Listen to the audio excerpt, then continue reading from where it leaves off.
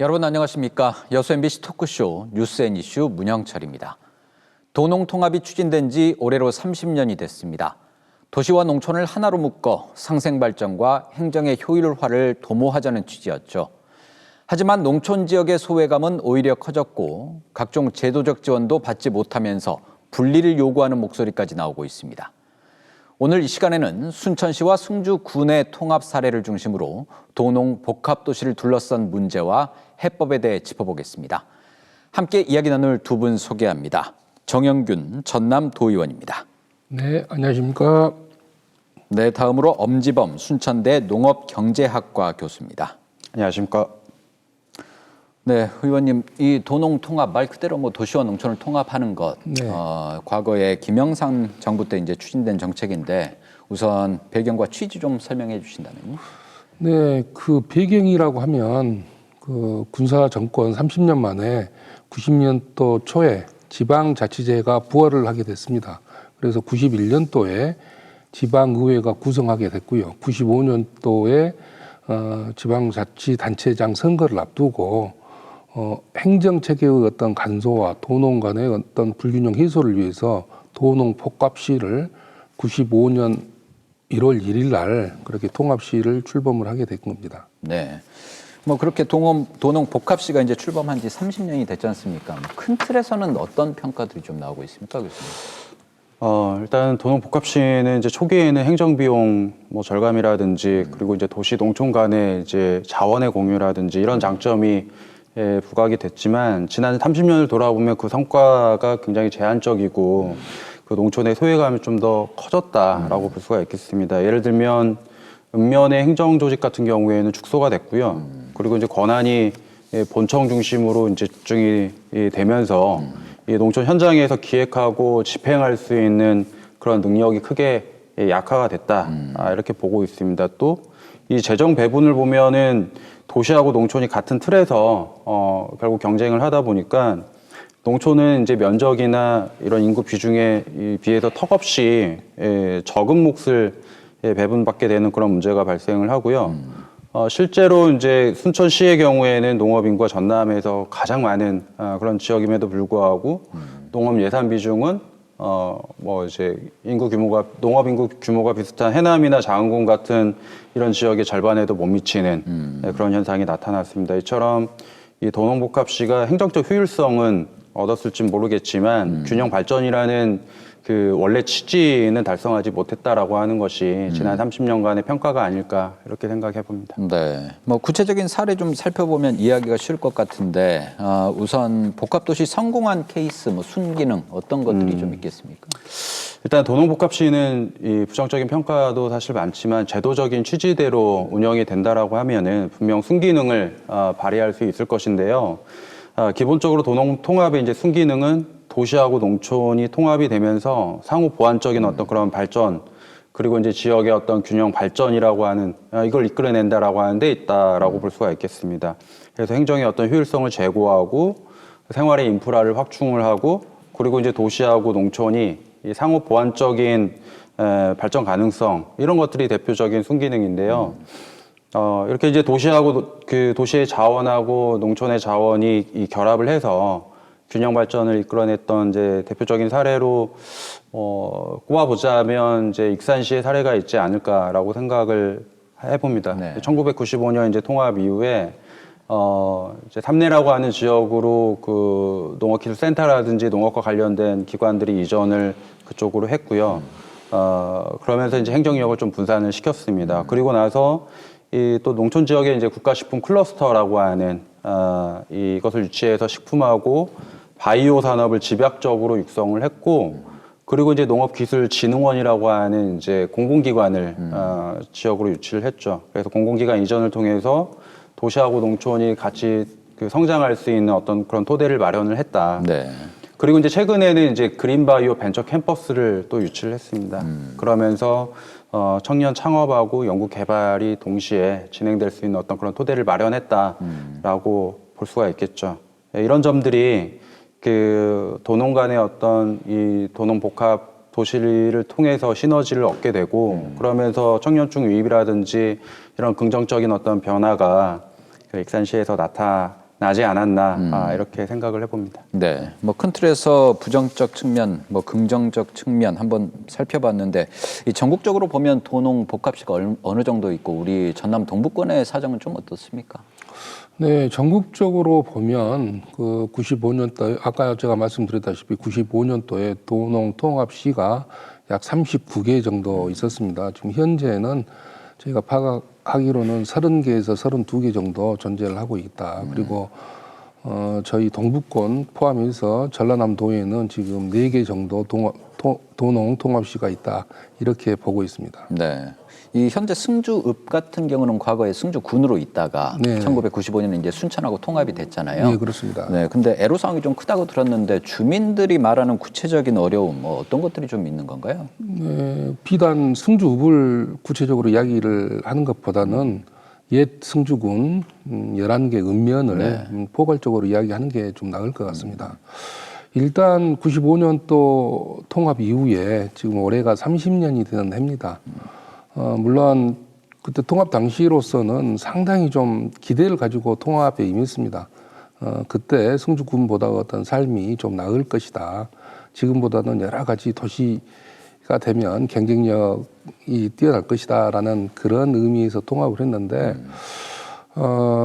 막상 통합을 해놓고 이렇게 와 보니까 우리 재정적, 행정적 도시 쏠림 현상이 짙어지더라 라는 이야기죠. 그리고 농업 기반 시설 이런 것들이 다른 군에 비해서 예를 들어서 인근에 있는 군 단위 같은 경우는 구례군이라든가 곡성군이라든가 화순군 이런 데는 농업을 기반으로 두고 있는 사회입니다. 네. 군이라고 하는 것은 그러다 보니까 농업, 농촌에 대한 집중도, 정책에 대한 집중도, 예산에 대한 집중도 또 농민에 대한 지원이 뛰어날 수밖에 없습니다. 네.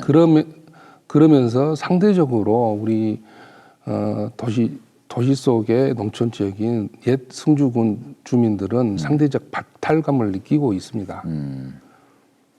그 박탈감 이외에 이제 그런 박탈감으로 인해서 도심으로 쏠리다 보니 뭐 인구 감소도 자연스럽게 이루어지고 이제 이런 상황이죠. 네, 그렇습니다. 구체적으로 말씀드리면 예산 배분에 있어서도 아마 도농 복합 도시들의 공통적인 사항일 겁니다만은 예산 배분에서도 상당히 좀 불이익을 받고 있습니다. 예를 들어 농업 기반 시설 같은 경우만 하더라도 전라남도에서 3년치 평균을 보니까 전라남도 평균은 119억 원 정도 일반 농업 기반 예산이 그렇습니다. 근데 저희 옛 순천시 같은 경우는 그 평균에도 못 미치는 80억 정도를 지금 예산을 배정을 받았습니다. 네. 네네. 우리 도농 복합시에서 이제 발생하고 있는 가장 큰 문제, 뭐 설명 들으셨지만 이 인구 소멸이나 인구 감소 이걸로 보면 되는 건가요? 어떻습니까 이게? 예, 현재 이 도농복합시 농촌의 가장 큰 문제는 결국에는 농촌 인구의 소멸이 아닐까라고 생각이 되는데요. 이게 이제 단순히 그 인구가 줄어드는 어떤 그런 정도가 아니라 청년층 유출이 이뤄지고 거기에 이제 고령화까지 이제 동시에 진행이 되면서 이 공동체 유지가 그 자체가 위협을 받고 있다 이렇게 볼 수가 있겠습니다. 더 이제 심각한 것은 이 도농복합시의 구조가 이러한 그 소멸을 더 가속화시키는 어떤 그런 메커니즘이 내포하고 있다라고 이제 볼 수가 있는 점인데요.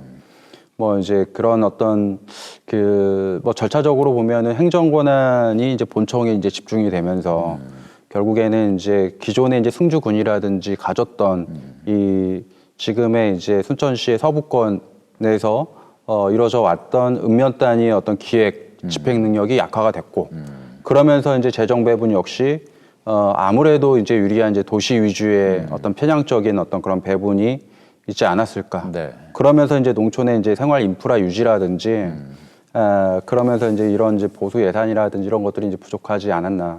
실제 그 저희가 살펴보니까 이 복지 시설이나 이런 것들이 읍면 단위보다는 아무래도 이제 그 동 단위에 집중이 되어 있는 경향들이 사실 있습니다. 그래서 이런 이제 필수 서비스가 줄어들면서 교육이라든지 문화라든지 이제 뭐 보건이라든지 교통이라든지 이런 기회가 축소가 되는 것이죠. 이게 이런 이제 기회들이 축소가 되기 때문에 젊은 층의 유출이 결국에는 가속화되지 않았을까라고 보고 있고요. 문제가 여기서 끝이 아니고 이 농촌이 도시에 묶여 있기 때문에 앞에서 우리 의원님께서 말씀하셨듯이 이 인구 감소 지역으로 지정이 되지 못하는 어떤 그런 문제가 여기서 또 나타나거든요. 그럼 뭐 예를 들어 이제 송주만 놓고 보면 고령화율 같은 경우에는 군 단위 농촌보다 더 심각합니다. 이런 상황에서 이제 순천이라고 하는 이제 도시하고 함께 묶여 있다라고 한다는 점에서 지원 대상에서 제외가 되는 것이죠.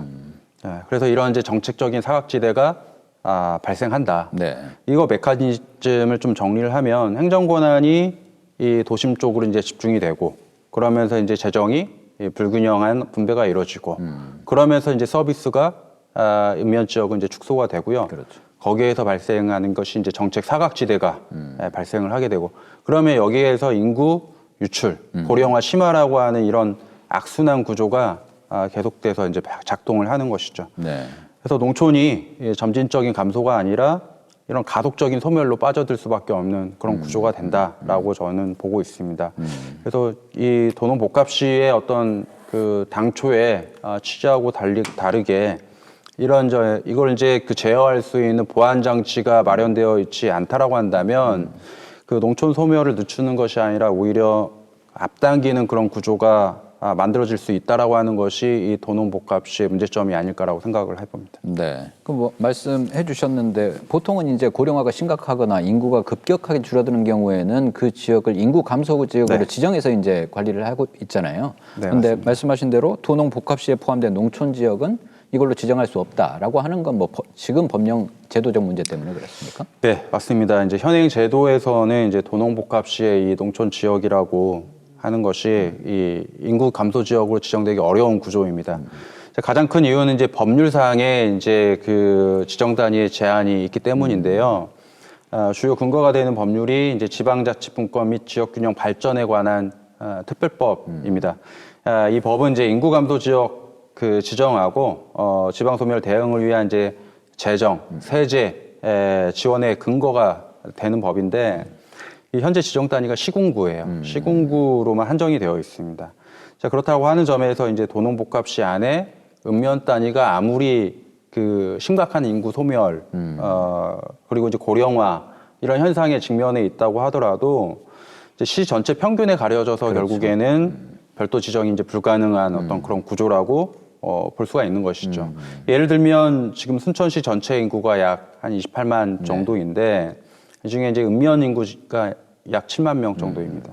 그래서 전체의 한 4분의 1 수준에 이제 불과한데 특히 읍면 지역의 고령화율이 29%입니다. 그러면 이 29%라고 하는 것은 전남 도내에서 영암이라든지 화순하고 비슷한 고령화 수치거든요. 근데 도심 지역의 이런 상대적으로 낮은 이런 고령화율 때문에 이 시 전체 평균은 15% 정도로 낮아지는 현상이 발생하게 되는 것이죠. 그렇게 되면 이제 결국에는 이 농촌의 인구 감소, 고령화 문제가 도심 인구에 의해서 상쇄가 되고 통계적으로 희석이 되는 그러면서 농촌 위기가 제도적으로 반영되지 못하는 현실이 계속될 수 있겠다라고 보는 것이고 또 다른 이제 관련 법률이 이 농어촌 특별조치법입니다. 그래서 농촌 지원과 관련된 이런 이제 그 개별 법령들도 주로 군 단위 농촌을 기준으로 설계가 되어 있다라고 하는 점인데 도농복합시의 읍면 지역은 이제 그런 이제 지원에서 상대적으로 소외가 되는 이제 실정이죠. 그래서 이 도농복합시 농촌 지역이 인구 감소 지역으로 지정되지 못하는 것은 단순한 행정의 문제가 아니라 이제 법률상 지정 단위가 시군구로 한정되어 있다라고 하는 점. 이런 이제 구조적인 한계 때문이다라고 볼 수가 있겠고 이 한계가 개선이 되어야만 이제 읍면 단위 농촌의 그 위기가 제도적으로 좀 반영이 되고 그럼 공정한 지원이 가능해질 수 있겠다 이렇게 보고 있습니다. 네, 뭐 교수님께서 말씀해주신 그런 제도적 맹점이 있어서 도농 복합시에 포함된 농촌 지역도 인구 감소 지역으로 지정할 수 있도록 관련법 개정안이 이제 국회에 발의가 된 상태인데 인구 감소 지역으로 지정되면 이 어떤 지원과 혜택이 좀 있는 건가요? 네, 일단 인구 감소 지역으로 지정이 되면 거기에서 행정적 재정적 특례를 받을 수 있습니다. 그게 뭐냐면은 행정적으로는 지금 36개 정도의 어떤 특례 사항이 있고요. 26개 정도의 어떤 확대 방안이 있습니다. 그리고 이제 구체적으로 몇 가지를 예를 들어보자면 네.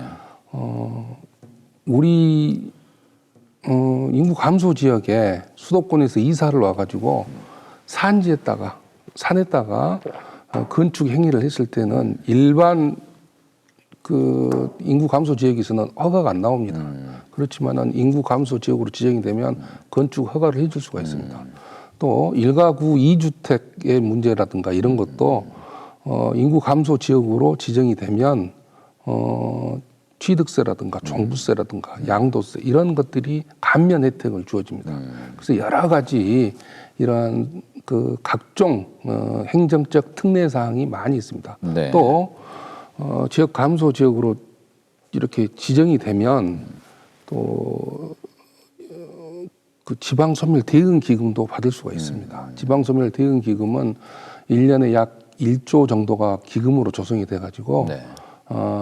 25%는 광역기금, 75%는 기초기금으로 해가지고 그러한 그 지방소멸 대응 기금을 받을 수가 있죠. 네. 뭐 이런 여러 가지 혜택들 있는데 이런 부분은 일반적인 군 지역하고의 형평성도 좀 고려돼야 돼서 제도적으로 추진돼야 되는 건 아닌가요? 어떻게 보세요? 예. 정확히 그렇습니다. 이제 저도 거기에 대해서 공감을 하는데요. 현재 이제 군 단위 농촌이 이제 그 인구 감소 지역으로 이제 지정이 돼서 지방 소멸제 대응 기금 등의 이제 다양한 지원들을 사실 받고 있거든요. 네. 하지만 이제 도농복합시의 농촌은 뭐 같은 고령화라든지 이런 이제 그 같은 조건임에도 불구하고 이 도시하고 묶여 있다라고 하는 어떤 그런 이유로 상쇄가 돼서 이 지정에서 제외가 되는 그런 현상들이 나타나고 있습니다. 이것은 좀 명백하게 좀 형평성에 좀 어긋나는 어떤 그런 구조가 아닐까라고 생각이 돼요. 뭐 예를 들면 이제 장흥이나 해남 같은 경우에는 그 인구 감소 지역으로 지정이 돼서 뭐 재정 지원뿐만 아니라 각종 정책적인 혜택을 받고 있습니다. 근데 이제 승주를 포함해서 순천시의 이 읍면 지역은 앞서 말씀드린 것처럼 고령화율이 29%에 달하고 또 인구 감소율도 군단위 못지않게 빠르게 감소하고 있음에도 불구하고 시 전체 평균에 가려져서 아무런 혜택을 받지 못하고 있는 어떤 그런 구조가 네. 있거든요. 네.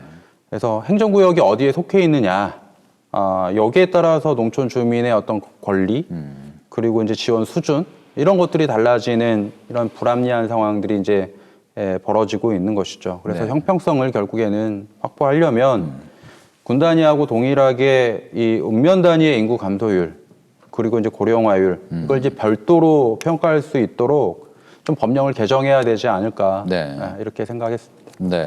그 인구 감소 지역으로 지정되지 못하는 문제에 더해서 뭐 재정이나 다른 제도에 있어서도 좀 불리하거나 불합리한 점들이 있습니까? 어떤가요? 네, 이제 실제 이제 예산 수치를 가지고 좀 보면 그런 이제 좀 불리함이 좀 확연하게 이제 드러나는데요. 순천시 농림해양 그 수산 분야 예산이 시 전체 예산의 약 12% 정도입니다. 이거는 물론 이제 다른 이제 도농복합시에 비해서 적은 수치는 아닙니다만 이제 농업 인구가 비슷한 그 다른 이제 군하고 좀 비교를 해보자면 네. 뭐 이를테면 해남이 농업 인구가 우리 그 순천보다 조금 이제 적은 그런 수준이거든요. 해남 같은 경우에는 이제 농림해양수산 예산 같은 경우가 약 전체 예산의 35%를 차지하고 있죠. 네. 그래서 농업 인구 규모로 이 순천이 해남보다 훨씬 많음에도 불구하고 농업 관련 예산이 이제 절반 이하 수준에 이제 머무르는 그런 상황들이 이제 발생을 하고 있는 것이고요. 이러한 차이가 저는 이제 지자체의 어떤 의지만의 문제는 아니다 이렇게 보는데 이 앞서 말씀드린 것처럼 이제 법률 적용의 네. 차이에서 예산 배분이 적게 되는 어떤 그런 부분들도 있다라고 보는 것이죠. 그래서 농촌 지원의 주요 근거 법률이라고 할 수 있는 앞서 말씀드린 이제 농어촌 특별조치법이나 이런 이제 지방자치 분권 및 지역 균형 발전에 관한 특별법을 기본적으로 좀 이 군 단위 지역에 맞게 좀 설계가 되어 있는데 그런 면에서 이제 도농복합시 같은 경우에는 이런 해당 법률의 지원 범주에서 이제 벗어나는 경우가 많고 이 때문에 이제 군 단위 농촌보다 구조적으로 더 좀 적은 지원을 이제 받게 되는 네. 그래서 이제 이런 문제하고 이제 또 더불어 왔고요.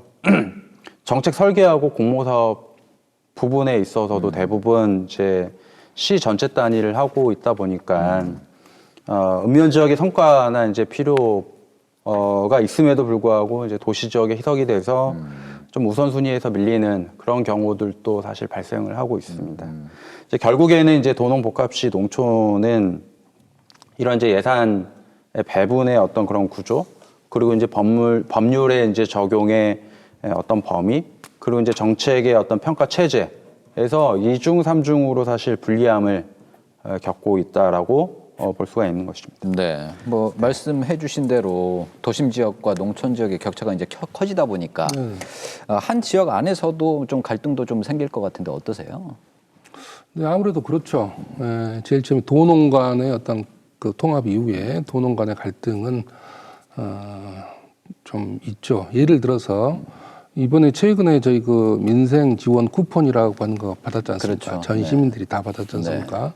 근데 저희 순천 시민들 중에서 농촌 지역은 인근 군 단위 농촌 주민들보다 2만 원을 못 받았습니다. 그것 또한 역시 인구 소멸 지역 주민들은 2만 원을 더 줬습니다. 그렇죠. 근데 이제 우리 지역 농촌 주민들은 우리 순천시 도시민으로 분류가 돼가지고 그러한 그 민생 지원 쿠폰도 차별을 받았습니다.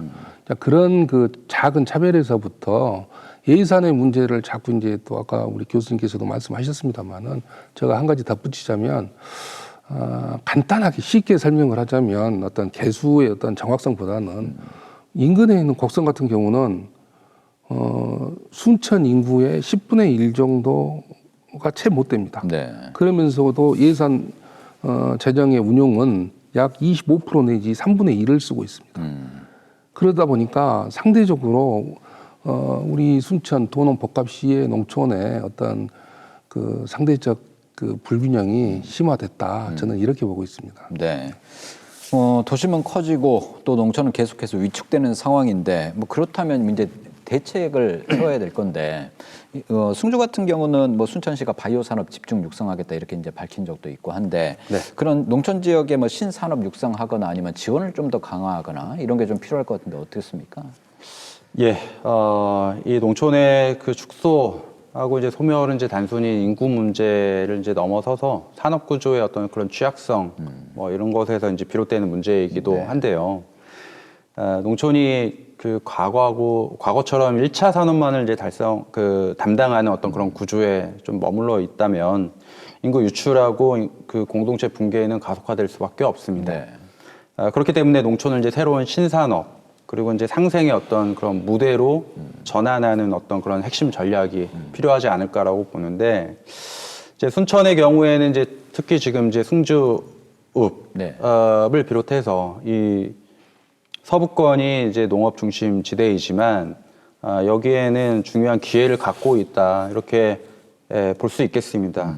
지금 이제 농업 기반이 굉장히 넓고 그리고 이제 풍부한 어떤 생태 그리고 이제 문화 자원을 보유하고 있거든요.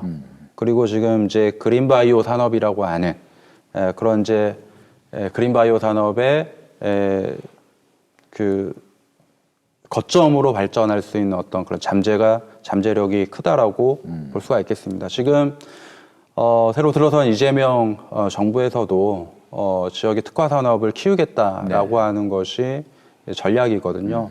그래서 뭐 5극 3특 전략이라든지 이런 이제 국가 균형 발전 전략에 좀 부합하도록 전남 내에서도 순천을 어떤 산업을 좀 육성을 할 것인가에 대한 좀 전략이 좀 필요할 것 같고요. 지금 현재 이 그린바이오 육성 지구를 전남에서 지금 추진을 하고 있습니다. 그래서 이 그린바이오 육성 지구를 이제 추진을 하는 데 있어서 저는 이 승주읍을 좀 거점으로 만들 필요가 있지 않을까 이렇게 보고 있는데 지금 이제 그 순천시에서 이미 개별적인 사업들로 그린바이오 사업들을 이제 추진을 하고 있는데 여기에 좀 머물지 않고 좀 외부에서 순천을 바라보는 어떤 그런 시각. 예를 들면 그린바이오 육성지구 사업들을 선정 이제 공모를 하는 데 있어서 전남이 어떤 강점이 있냐, 어떤 인프라를 구축을 하고 있냐를 살펴보니까 순천만큼 그런 인프라를 구축한 데가 없습니다. 예를 들면 지금 미생물이라든지 이런 기관들이 굉장히 거점을 형성을 하고 있거든요. 그렇죠. 그래서 외부에서는 미생물 거점으로서 이 순천을 인정을 하고 있고 거기에 대한 가능성이 있는데 지금 하려고 하는 이제 뭐 펫푸드라든지 식품, 기능성 식품이라든지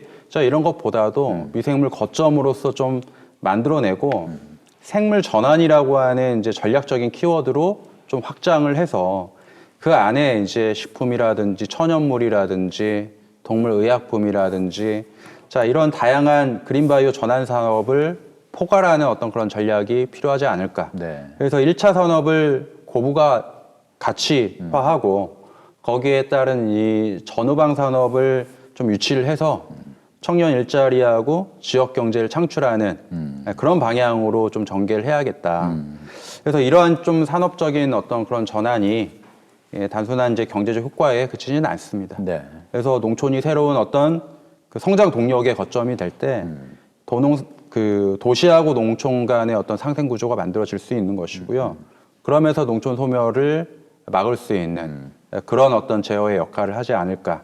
그래서 도시의 자원하고 이 농촌의 어떤 생태 산업의 어떤 그런 기반이 맞물릴 때 그럴 때 이제 도농복합시의 진정한 균형 발전이 가능해진다. 그래서 이 순천의 서부권이 단순히 농촌 지역이 아니라 이런 이제 도농상생을 좀 이끌어내는 전략적인 어떤 실험 무대로서 활용할 수 있지 않을까 이렇게 생각합니다. 네, 도농 복합 지역 문제점과 관련해서 최근 순천에서 이 도심과 농촌 지역의 상생 또 방안을 모색하는 토론회가 좀 열렸습니다. 뭐 나온 내용 가운데 좀 주목할 만한 것들 어떤 것들이 좀 있었습니까? 네, 그 상생 토론을 하기 전에 제가 그 도의회에서 전라남도를 상대로 도농 복합지역 불균형 문제 해결을 위해서 도정 질문을 했습니다. 네. 거기에서 이어진 것이 바로 이제 주민들의 의견을 청취하기 위해서 정책 토론을 했죠.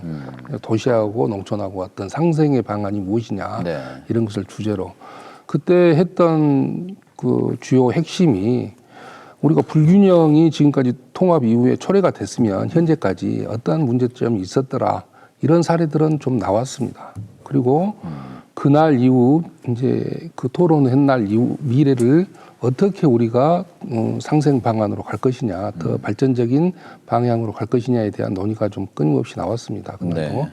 근데 가장 중요한 것은 과거에서 현재까지의 어떤 불균형과 차별은 그렇다 치자는 이야기예요. 되돌릴 수 없기 때문에 그런 거죠. 근데 현재에서 미래는 과거와 같이는 안 돼야 된다. 그 중에서 가장 중요한 게 무엇이냐? 우리 전라남도는 지금 전남형 기본소득을 올해부터 실시하고 있습니다. 네. 또 이재명 정부, 국민주권 정부에서는 내년부터 그 기본소득을 시범 사업을 하고 있습니다. 약 그 24만 명, 6개 군 24만 명을 대상으로 해가지고 예산안을 지금 편성해 놓은 상황이죠. 네. 그리고 최근 신정훈 용해인 의원께서 지방소멸 대응을 위한 농어촌 기본소득 법안을 대표 공동 발의를 하셨죠. 그리고 연내 지금 그 법 제정을 목표로 지금 하고 있습니다. 그래서 그러면 왜 갑자기 기본소득이냐? 그때 모이신 저희 주민들은 네. 저희들의 위치는 포지션은 뭐냐 이 말이죠. 지금까지 저희는 지금 민생 지원 쿠폰도 차별을 받았단 말입니다. 향후에 이 그 기본소득이 확대되었을 때 저희 도농 복합 지역의 농촌은 어떻게 기본소득의 대상자가 될 것이냐 네. 이런 문제도 논의를 충분하게 했습니다. 그래서 이제 향후 저희 도농 복합 지역에서 이런 기본소득의 어떤 대상자가 돼야 되고 또 어떤 농업, 농촌, 농민으로서 지위를 충분하게 좀 누려야 된다 이런 것들을 이렇게 구체적으로 이야기가 됐습니다. 네. 교수님께서는 이 핵심 거점에 권역 행정센터를 설립하는 방안을 포함해서 다양한 제안을 해주셨는데 구체적으로 설명 좀 부탁드릴까요? 네, 이제 과거에 이제 승주군 시절에는 이제 군청을 중심으로 이제 그 기획 그리고 행정력 이런 것들이 자체적으로 작동을 하면서 지역 현안을 직접 다룰 수가 있었습니다. 네. 그런데 이제 순천시하고 통합이 되면서 이제 기능이 이제 그 본청으로 다 이관이 됐고, 예, 농촌 현장 뭐 특히 이제 순천 서부권이죠. 순천 서부권에 같은 경우에는 이제 행정의 어떤 그런 기획하고 집행력이 약화가 되는 문제가 직면을 하게 됐습니다. 네. 그래서 실제로 읍면 단위에서 이제 긴급히 이제 해결해야 되는 어떤 그런 사안 같은 경우에도 의사결정 과정에서 절차 때문에 지연이 된다든지 이런 문제가 많이 있거든요. 그래서 이 문제를 이제 그 바로 잡으려면 결국에는 행정 권한하고 이 재정 권한이 뒷받침되어져야 되겠다. 단순히 행정 권한만 이양을 하면 다시 본청의 어떤 의사 결정에서 묶일 수가 있기 때문에 농촌 현장에서 자율적으로 쓸 수 있는 도시 개정하고 분리된 농촌 개정 이런 게 필요할 것 같고, 그리고 이제 고령화율이라든지 이제 다양한 뭐 인구 감소율 이런 것들을 좀 고려해서 좀 가중치 기반의 이 재정 배분 체계가 좀 병행되어져야 되지 않을까? 그래서 농촌 이 현안에 맞는 신속한 사업이 그래야 이제 추진이 가능하겠다라고 보는 것이죠. 네. 그래서 이거를 행정 재정 이 분권을 좀 제도적으로 담아낼 수 있는 것이 무엇일까 그 구상을 하다가 그게 이제 권역 행정센터를 만드는 것으로 좀 정리를 해봤고요. 그래서 농촌이라고 하는 공간을 도농 특별 생활권으로 좀 권역 단위를 좀 설정을 하고, 그래서 이 권역 행정센터에 기획하고 예산을 집행할 수 있는 권한, 그리고 이제 성과를 관리할 수 있는 그런 권한을 부여하면서 주민들의 어떤 의견들이 바로 이제 그 정책으로 연결될 수 있는 어떤 그런 구조를 만드는 그런 방향이죠. 뭐 예를 들면 일본의 이제 작은 거점 만들기 사업 같은 경우가 인구 고령화라든지 이제 그 지역의 문제에 맞게 거점들을 만들어서 해결하는 방식들을 이제 취하고 있습니다. 자, 이런 것들이 이제 그 확보가 될 때 이 도농복합시 농촌의 어떤 행정력이 회복될 수 있다라고 보고 있습니다. 네. 의원님께서도 이 법 개정 등 촉구하는 건의안 최근에 이제 발의하셨는데 구체적인 요구 사항은 어떤 건가요? 네, 저희가 인구 감소, 특히 도농 복합 지역의 농촌은 그냥 자연 소멸이 아니고 제도 속에서 소멸하고 있다. 저는 이렇게 이야기를 하고 싶습니다. 그래서 아까 우리 전자에서 이야기했던 것처럼 지방자치분권 및 균형 발전에 관한 특별법 이곳에서 인구 감소 지역을 지정하게 돼 있습니다. 네. 21년 10월에 처음으로 지정이 됐고요. 5년마다 재지정을 하게 돼 있습니다. 그래서 내년에 26년 10월에 재지정되었을 때는 저희 도농 복합 지역의 읍면도 인구 감소 지역으로 지정될 수 있도록 법적 근거를 마련하고 시행령도 좀 개정을 해달라. 네. 그런 내용을 좀 담았고요. 또 아까 이야기를 했던 특례 어떤 그 지원이라든가 이런 것도 인구 감소 지역 지원 특별법이라고 하는 게 있습니다. 그런 것들 관련 법령이 현실적으로 좀 개정이 돼야 된다 이런 내용을 담았습니다. 네. 이 도농 통합의 실질적인 혜택을 느끼지 못하고 또 오히려 뭐 역차별을 겪고 있다 보니까 정치권에서는 도시와 농촌을 다시 분리할 경우에 뭐 지원을 강화하는 이런 법 개정안도 지금 발의가 된 상태인 것 같은데 순천시와 통합한 승주읍에서도 뭐 전부는 아니겠지만 일부에서는 뭐 다시 분리하자 뭐 이런 얘기도 좀 나오고 있는 것 같아요. 뭐 현실성은 있는 얘기인지 만약에 분리된다면 뭐 어떤 효과가 있는 건지 뭐 어떻게 보세요, 교수님은? 저는 이제 분리 요구가 나오는 이유가 뭐 단순한 어떤 정서적인 반발 때문은 아니라고 그렇죠. 네. 생각을 하고요. 도농 통합 이후에 이제 농촌 지역이 체감하는 이 불균형이 점점 뭐 심화됐다. 거기에 어떤 기인하는 어떤 현상이 아닐까라고 생각을 합니다. 그래서 승주군 시절에 아까 말씀드렸듯이 이제 뭐 기획행정력 뭐 이런 것들이 있었을 때하고 다르게 농촌이 이제 스스로 이제 문제를 해결할 수 있는 어떤 이제 그런 힘을 잃었지 않았을까? 그러면서 주민들 사이에는 차라리 다시 분리가 돼야 혜택을 받을 수 있지 않겠나 이런 어떤 문제의식이 커진 것이 맥락이 아닐까라고 생각합니다.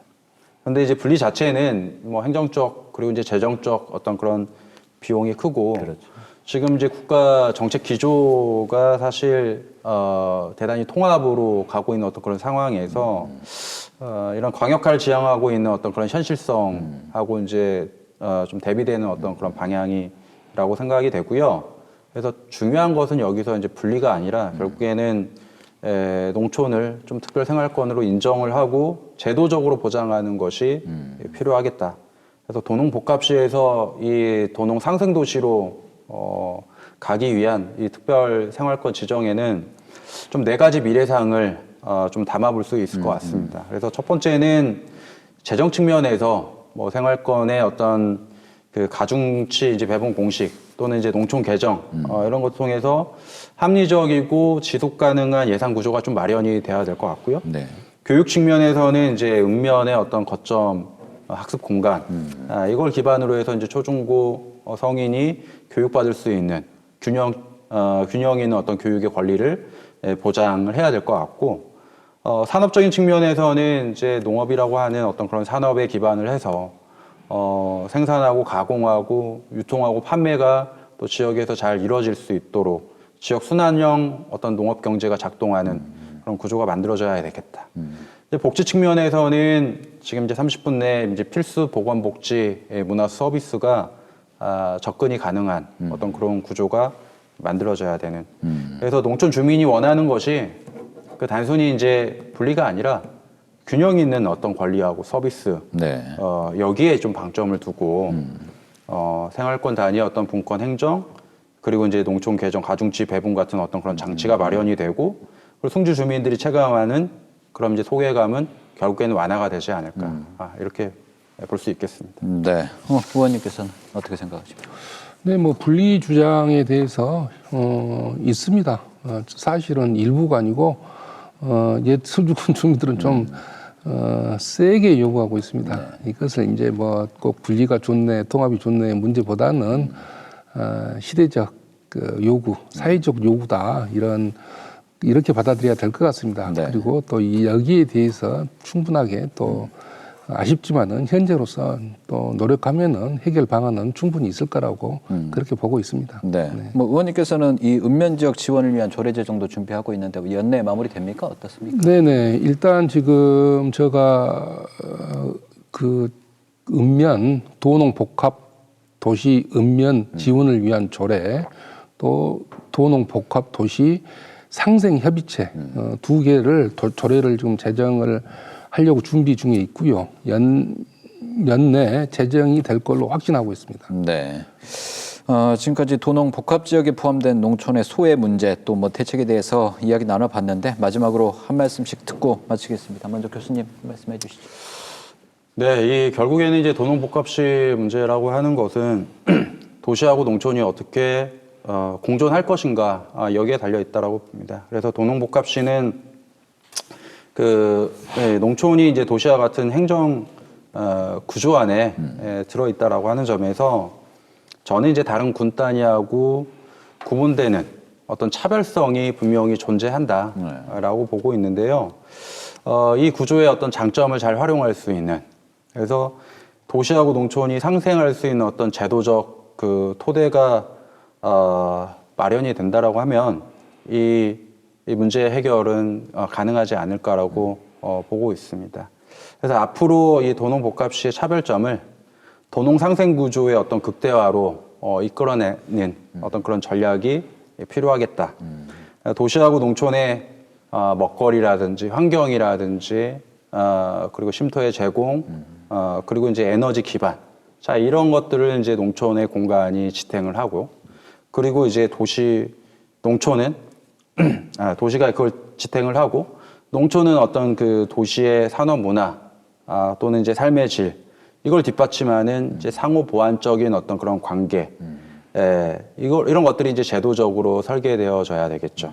그래서 이를 위해서는 이제 뭐 예산 그리고 행정권 이거를 이제 농촌에 배분하는 것뿐만 아니라 좀 민간에서의 어떤 노력들도 같이 이루어져야 되지 않을까. 뭐 이를테면 이제 도농 상생 기금이라든지 뭐 이런 형태로 해서 어떤 새로운 재원 구조를 만들어서 지금의 행정적으로 불가능한 어떤 예산 배분 구조라고 한다면 도시하고 농촌이 서로 상생할 수 있는 어떤 그런 관점에서 재원을 마련하는 어떤 그런 플랫폼을 만들 수 있지 않을까. 그래서 도시민 또는 이제 기업들이 직접 농촌 발전에 이제 기여하는 그런 방식으로의 구상도 가능할 것 같거든요. 특히 이제 민간 참여형으로 이런 어떤 이 농촌 상생기금 굉장히 중요한 해법이라고 생각이 됩니다. 네. 그래서 지금 이제 하고 있는 고향사랑 기부제라든지 또 이제 기업들이 뭐 ESG 경영이라든지 이런 것들도 이제 추구를 하고 있고 이런 이 전반적인 상황들을 좀 결합한 기금 구조를 마련을 한다면 농촌 발전을 공공에서 지원을 하고 또 민간에서 이걸 서포트하는 이제 공동 투자 모델 이런 어떤 구상도 가능하지 않을까. 지금 일본에서 시행을 하고 있는 이제 고향사랑 기부제가 원래는 이제 고향 납세 제도로 일본에서 먼저 시행이 됐죠. 네. 지금 하고 있는 제도 중에 한 가지는 일본에서 기업의 응원 세제라고 하는 게 있습니다. 그러니까 농촌의 어떤 그 지역 활성화를 위한 프로젝트들을 지역에서 제시를 하고 그거를 기업에서 일종의 지원을 하는 투자를 하는 그런 방식으로 이제 세제 면세 혜택을 받을 수 있는 기업한 고향사랑 기부제가 시행이 되고 있거든요.